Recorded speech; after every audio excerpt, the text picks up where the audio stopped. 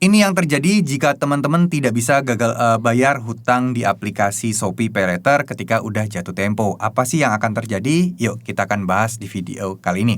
Oke, jadi buat teman-teman yang saat ini telat bayar atau gagal bayar di aplikasi Shopee PayLater dan lain sebagainya, ini teman-teman sebenarnya tidak perlu khawatir ya. Kalau misalnya kalian pertama kali telat bayar, pastinya akan ada telepon-telepon dan penagihan-penagihan. Mungkin akan ada peringatan bahwa akan DCI lapangan yang datang lah, apalah dan sebagainya itu akan banyak banget. Dan itu bisa jadi ya seperti itulah ya. Kita tahu lah ya kadang macam-macam sekali itu terkait ancaman-ancaman dan cara-cara metode penagihan mereka. Tapi sekali lagi teman-teman tidak perlu khawatir karena ya sebenarnya Shopee PayLater, Shopee dia akan mengikuti aturan-aturan yang berlaku kok.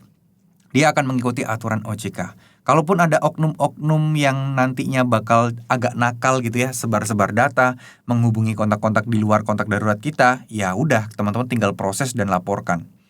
Sesimpel itu, nggak perlu dibikin panik, nggak perlu dibikin pusing. Nah, jadi karena ada ancaman-ancaman yang sebenarnya juga nggak masuk akal gitu ya, nanti katanya orang-orang yang pernah kita beliin pulsa di Shopee akan diteleponin tuh. Nah, gimana tuh kejadiannya kalau kayak gitu? Sebenarnya ini nggak bisa dipastikan kejadiannya, tapi memang ada beberapa orang yang mengalaminya dan mengaku bercerita mengalaminya. Tapi ini sebenarnya dilarang dan Shopee pun juga tidak pernah mengizinkan hal itu terjadi. Jadi ketika ada oknum yang melakukan hal tersebut, teman-teman bisa laporkan ke customer service Shopee-nya, ya Shopee PayLater-nya. Mengingat Shopee ini termasuk aplikasi yang besar, tentu orang-orang akan berpikir bahwa resikonya akan berat banget. Tapi sebenarnya tidak. Tidak semenakutkan yang teman-teman bayangkan kok. Sekali lagi tidak semenakutkan yang teman-teman bayangkan.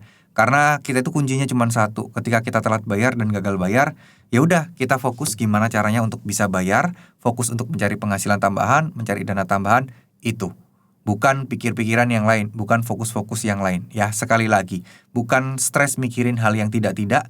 Jangan sampai gelisah berlarut-larut, ikhlaskan, pasrahkan, terima segala resikonya.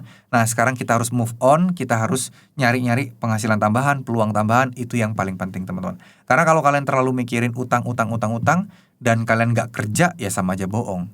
Gitu kan ya. Jadi fokus kita satu, untuk bisa cari penghasilan tambahannya. Oke, terima kasih. Wassalamualaikum warahmatullahi wabarakatuh.